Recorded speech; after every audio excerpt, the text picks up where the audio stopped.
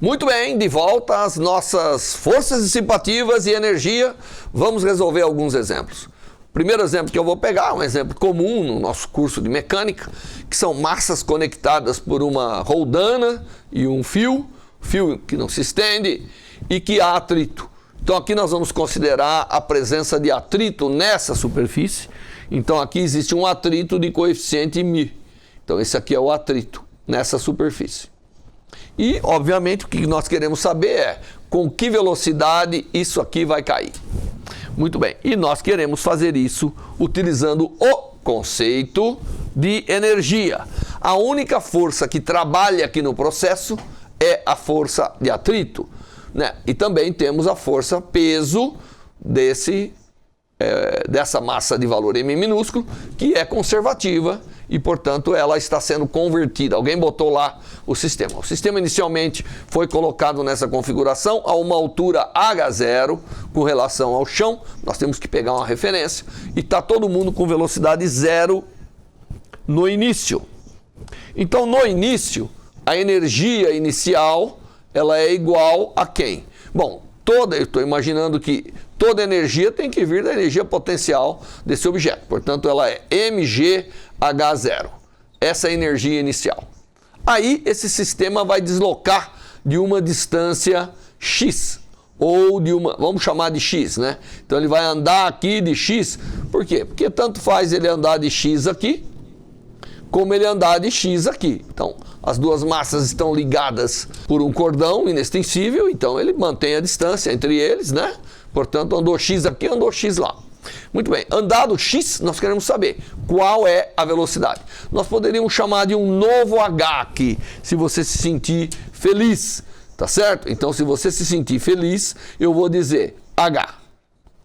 Quando o objeto chegou a uma distância h, é porque x é igual a h0 menos h. Só para ilustrar melhor aqui a nossa, chamar com coisas que são conectadas.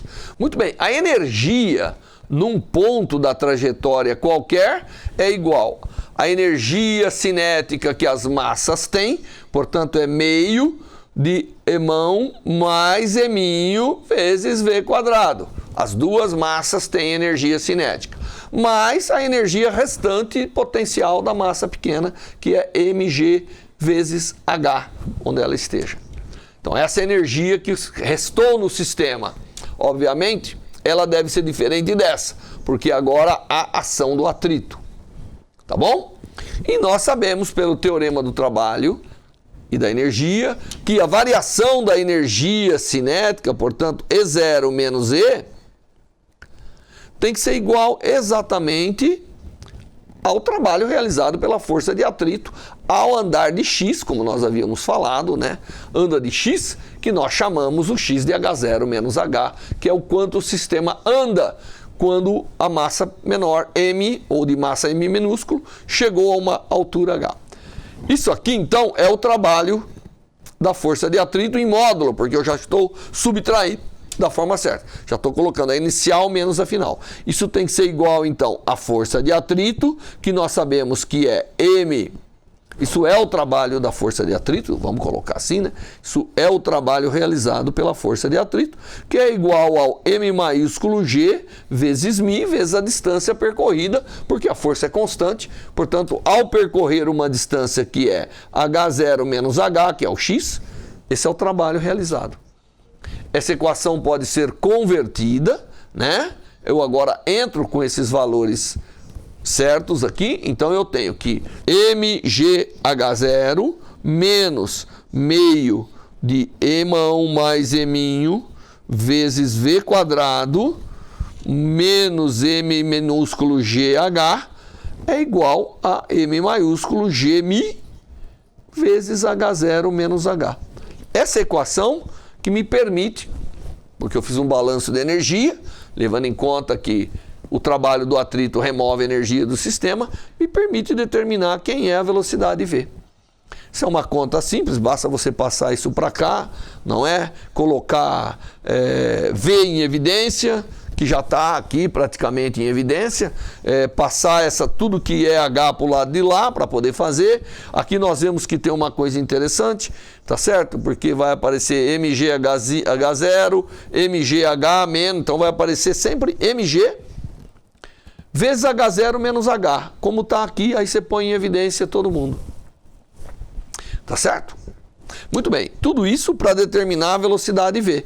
E a velocidade V, nesse caso, ela vai ser uma raiz quadrada. Nós estamos adotando que essa velocidade V aqui num instante qualquer é uma velocidade positiva, e a gente obtém que essa velocidade ela é exatamente raiz quadrada de mg menos emão gmi, tudo isso vezes h0 menos h, que é a distância percorrida, dividido por emão mais eminho.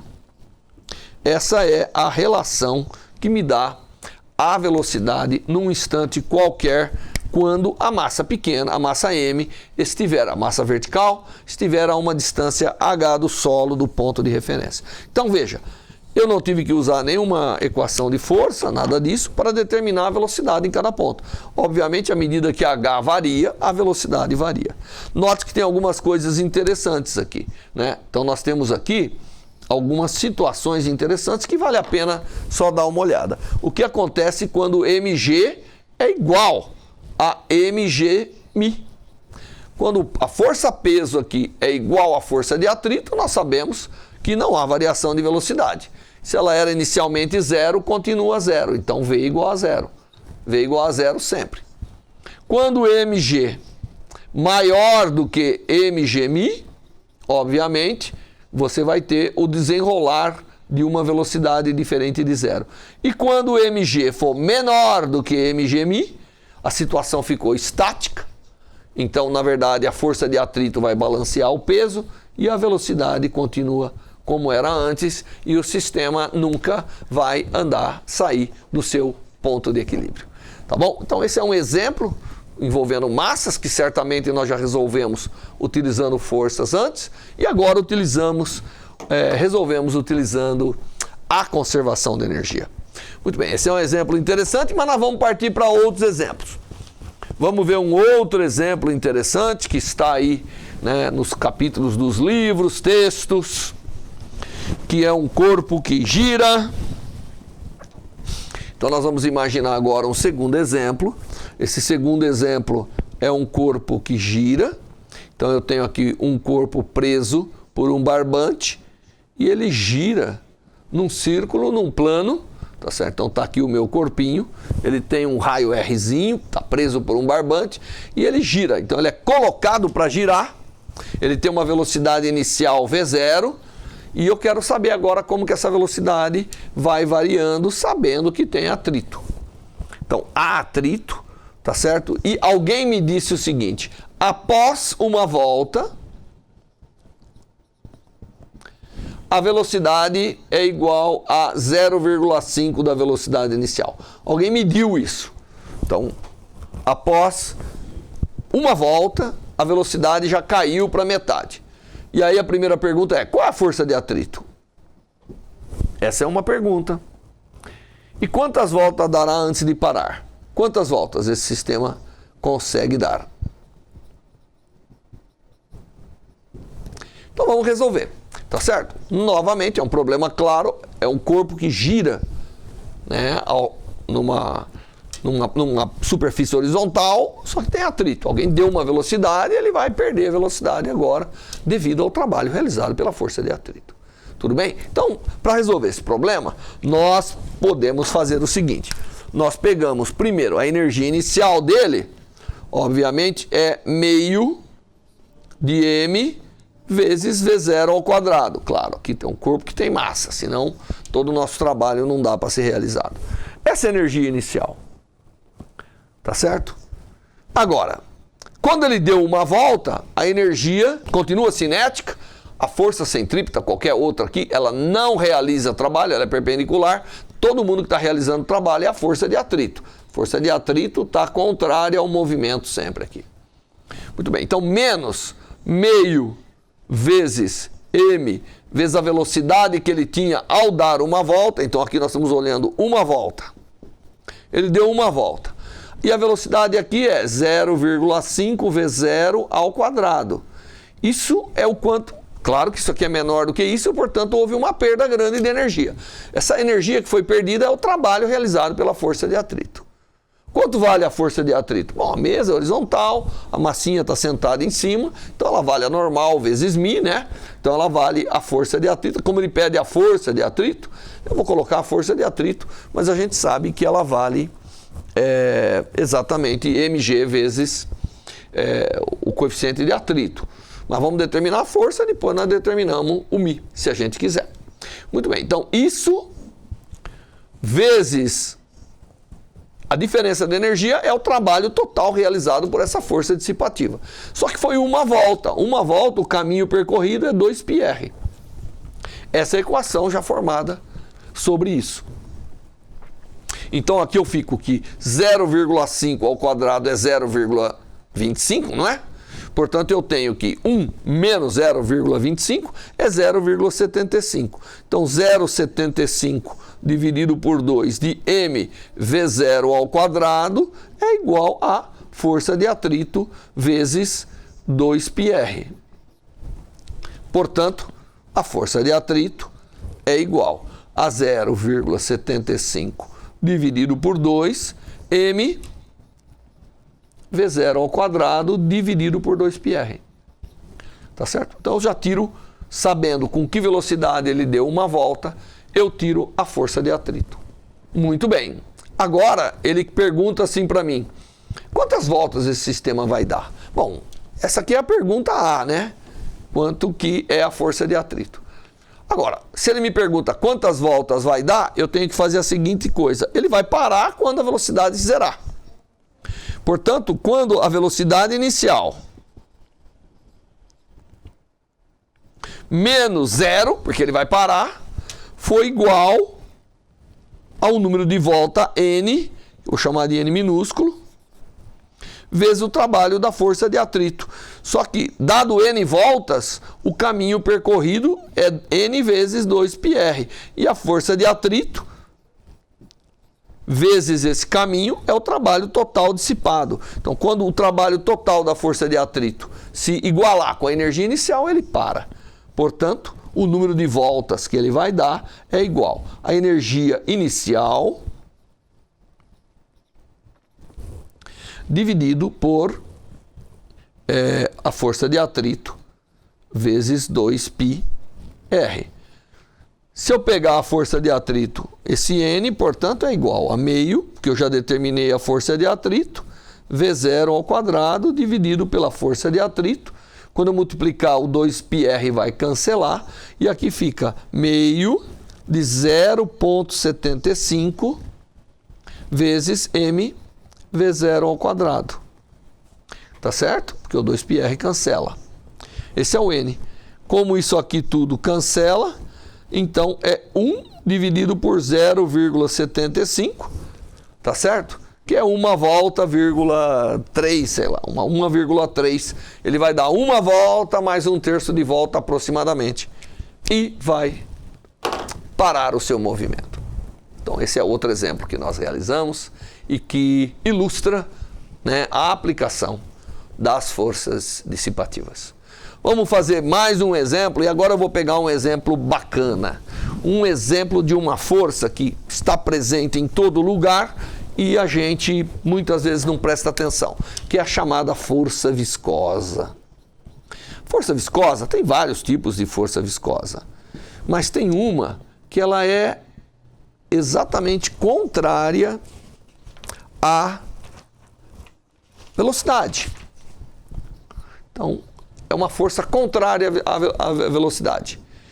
E ela está presente em muitos lugares, tá certo? Ela está presente no ar, no paraquedas que cai, quando você mergulha na água. São forças desta natureza. E elas trabalham e elas realizam uma dissipação da energia que você deu inicialmente. Tá ok? Muito bem. Então, agora eu vou considerar uma força viscosa, um corpo que está sujeito a uma força viscosa, e vou calcular aqui qual é a variação da energia. Então imagine um corpo que tinha uma energia inicial e ele foi lançado num meio com viscosidade. Então aqui eu tenho o corpo com uma energia inicial, pode ser representada pela velocidade ou pela energia potencial, não importa, e foi lançado, está agora sujeito à viscosidade. Então, nesse caso, o exemplo aqui, a variação da energia, a taxa de variação da energia é, em cada ponto, a força viscosa vezes a velocidade, como nós havíamos dito lá no começo de uma outra aula, onde explicamos essas forças. Isso aqui, então, mostra que esse corpo, que, vamos supor, tinha inicialmente energia cinética, nós vamos considerar cinética agora, tá? Toda energia é cinética. Ele tinha inicial uma energia cinética E0. Então, o dE dt desse corpo é menos νi vezes v quadrado. E eu agora vou fazer uma brincadeira, porque o E em cada ponto é meio de mv quadrado. Portanto, o v quadrado é 2e sobre m. Então, eu posso escrever que dE dt é igual a menos νi, no lugar do v quadrado eu ponho 2e sobre m. Tá certo? Ou seja, eu chego a uma equação que diz o seguinte: a taxa de variação da energia ela é exatamente proporcional, com sinal negativo, 2 aqui, 1m aqui embaixo, a sua própria energia. Quanto maior é a sua energia, mais rapidamente ele dissipa. Por quê? Porque agora a força é proporcional à velocidade. Quanto maior a sua energia, maior a velocidade. Estamos imaginando energia cinética apenas, né? E, portanto, mais dissipação, a taxa de dissipação é maior e maior. Então eu tenho uma equação que me diz como que a energia varia com o tempo. Tá certo? Então, depois de tudo isso, eu vou vir aqui e vou escrever essa equação. Eu tenho que, para esse caso, dE dt é igual a menos 2 vezes esse coeficiente da força dissipativa viscosa vezes E. Essa equação é uma equação interessante que é facilmente resolvido. Você passa tudo que tem E para baixo, tudo que não tem para cima. Então, você tem que dE sobre E, né? Ou seja, a porcentagem de variação de velocidade em cada instante é menos 2 vezes esse E dividido por m dt. Vamos supor que o movimento começou em t igual a 0 e terminou num instante t qualquer. Então eu faço a integral disso aqui. Então a integral do 0 até o valor da energia E, de dE sobre E, é igual a menos 2 vezes o eta, dividido por m, integral de um 0 até um instante t dt.